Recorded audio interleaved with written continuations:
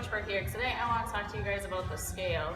So when the goal is weight loss, it can be really easy to celebrate when you see that the scale has dropped a few pounds, but then it's really easy to start worrying when you come back in a couple days later and you see that all those pounds have come back.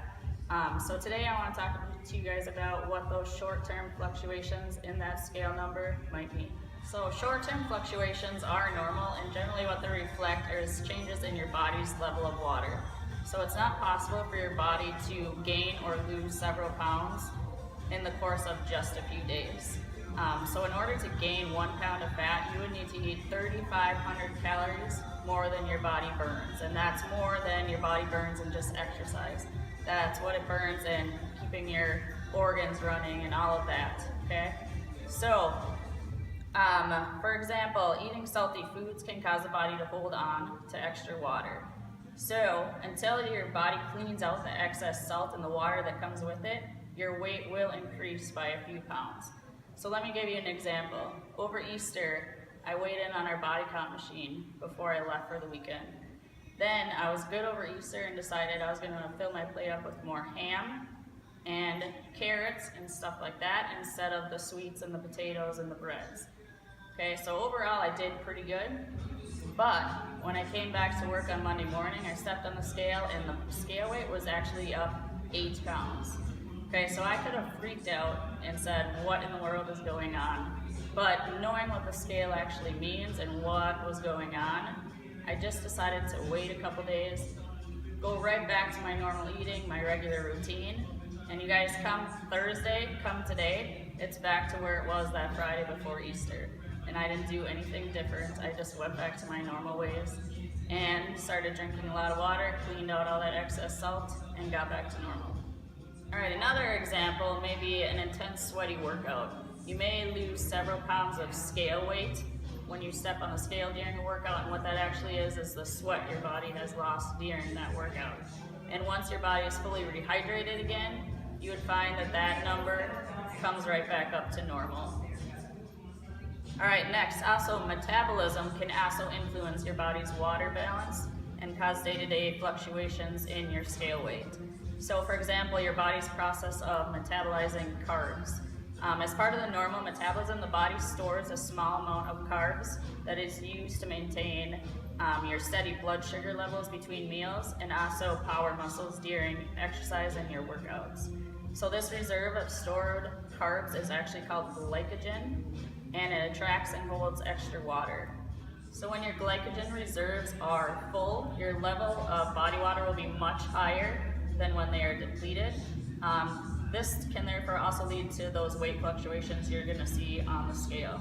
So my recommendation for you guys is to use a scale for what it really is. And what it really is scientific measurement of many different variables, okay? So weighing yourself is a useful method to track progress, but try not to step on it so often. Okay, think about maybe once a month, once every 2 weeks, just to get an idea of progress over time, and that'll lead to less of going off your results and judging your results off of those day-to-day fluctuations that are actually just what we talked about previously with the body's water levels and such.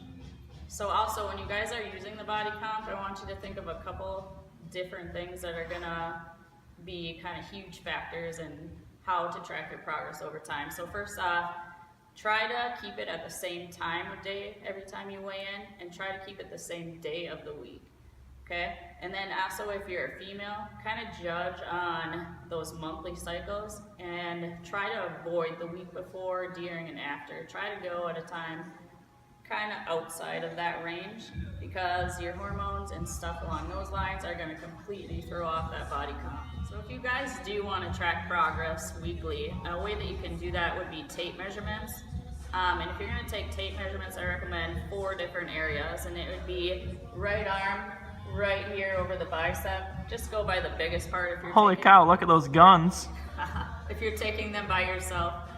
The second part would be right along the waist, okay, belly button and around. Okay, the third part would be the biggest part of the hips, and then the fourth would be right thigh, okay, right around the quads. If you're doing it by yourself, just judge the biggest portions. Otherwise, if you want some help, always come talk to a coach here. Another option would be to just go by how you feel, how your clothes fit, and your overall mood. Okay, if you're feeling good, you feel like your clothes are fitting good, you're in good mood, who cares what the scale says? Okay, go to the scale once a month and just see what those numbers say over those longer periods of time. Alright, so to summarize everything, it can be really discouraging stepping on the scale once a week, couple times a week. You're going to see those fluctuations and they're going to drive you crazy. Okay, I myself as a coach have done it and can tell you don't do that. Erin can tell you she's done it. Just don't fall trap to the weight on the scale. Okay, it's not going to lead to anything good. Okay, go by how you feel, go by how your clothes fit, and just come in, kick butt in your workouts, and go by your progress off that. Stay tuned. The next video I'll be putting out is going to be on a hot topic around the gym, and that is carbs. What are they? How does the body process them? Why do we need them? And all the in and outs along that line. So we'll see you in the gym. Everybody have a good weekend.